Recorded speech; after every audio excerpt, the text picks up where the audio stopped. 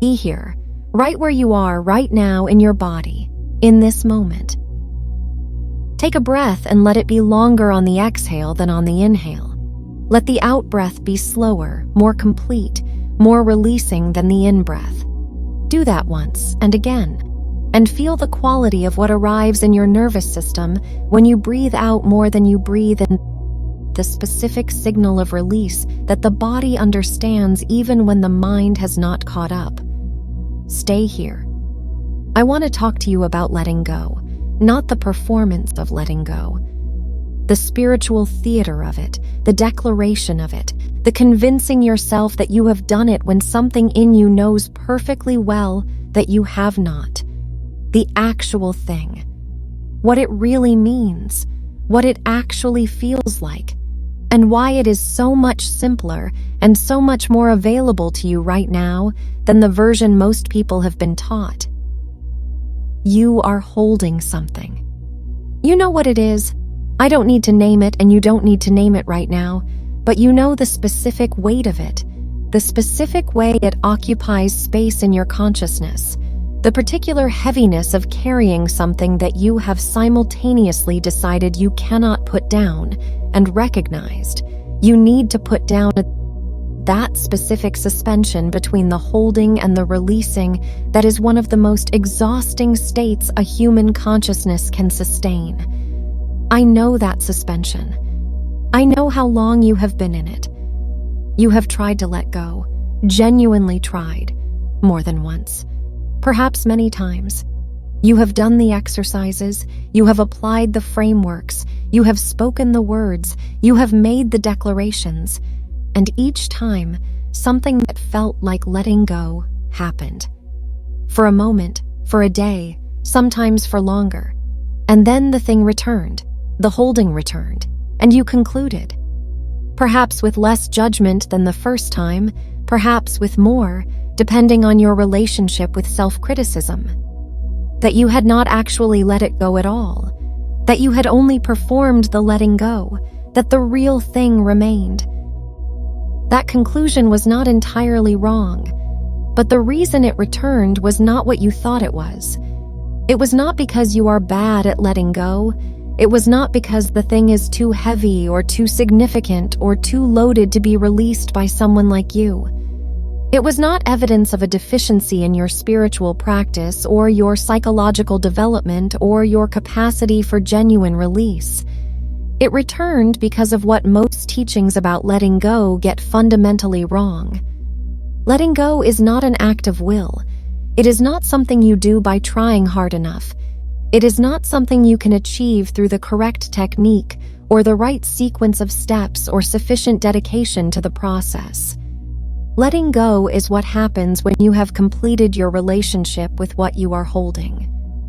When you have felt what it needed you to feel, understood what it needed you to understand, received what it had to give you. And when all of that is genuinely complete, the holding simply stops. Not because you forced it to stop, because the reason for holding has been fulfilled. Most people try to let go before the completion has occurred. They try to skip the feeling, abbreviate the understanding, bypass the receiving, and arrive directly at the release. Because the holding is painful, and the sooner it ends, the better. And they use the tools of letting go as shortcut devices for bypassing the process rather than completing it. But the process cannot be bypassed. The release that arrives after bypassing is not genuine release. It is suppression with a spiritual vocabulary attached, and suppression always returns. What you are holding right now, the thing that you have been trying to release, it has something to give you before it will let go. Not permanently, not forever, not as a demand that keeps moving the goalposts.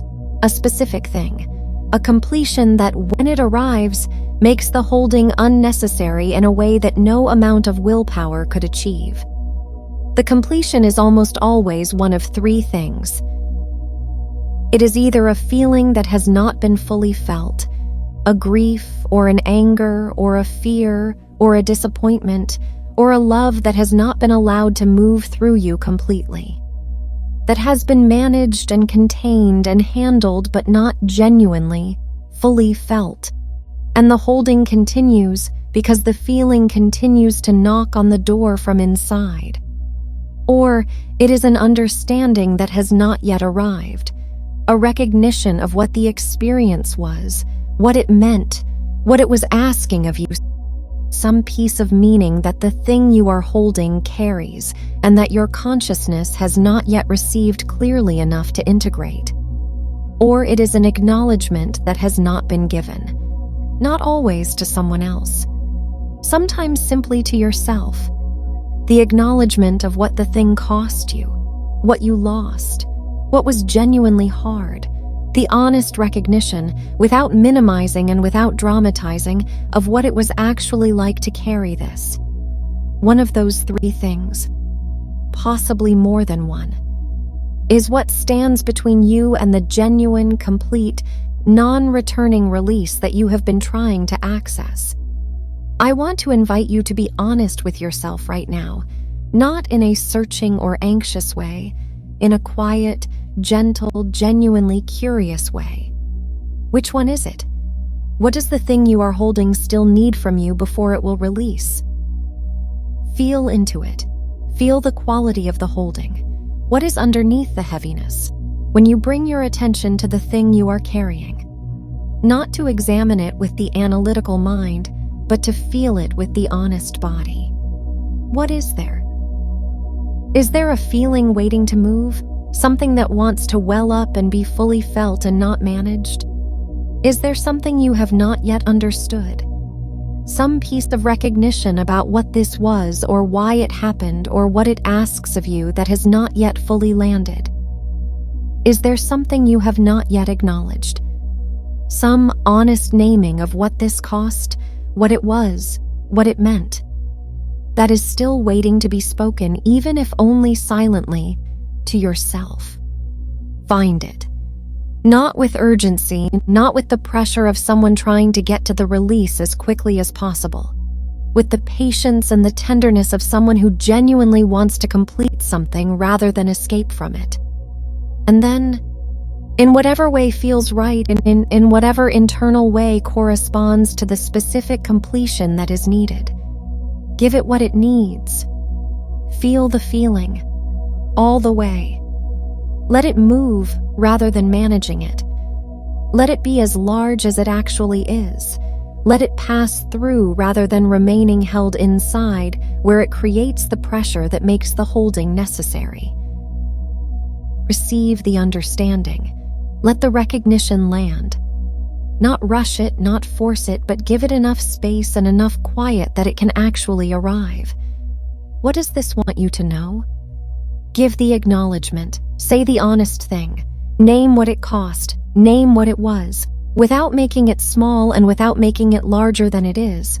The true, honest, compassionate naming. And feel what happens when the completion occurs. Because when the genuine completion arrives, when the feeling has been felt, the understanding has been received, the acknowledgement has been given, something happens that no technique could produce. The holding simply ends, not with a dramatic release, not with ceremony, not with effort. It simply ends, the way a breath ends, the way a conversation ends when everything that needed to be said has been said. The natural, organic, completely unforced conclusion of something that is genuinely finished. You will know it when it happens, not because it is loud, because it is quiet in a new way. The specific quality of quiet that arrives when something that was making noise has stopped. When something that was occupying space has completed its occupancy and moved on. You are not bad at letting go. You have been trying to let go before the completion. That is not a character flaw. It is the entirely human instinct to end something painful as quickly as possible. But the release was always waiting for the completion, and the completion was always available. It was always as close as the willingness to actually feel, understand, and acknowledge rather than manage, bypass, and escape. Let it complete, and then let it go.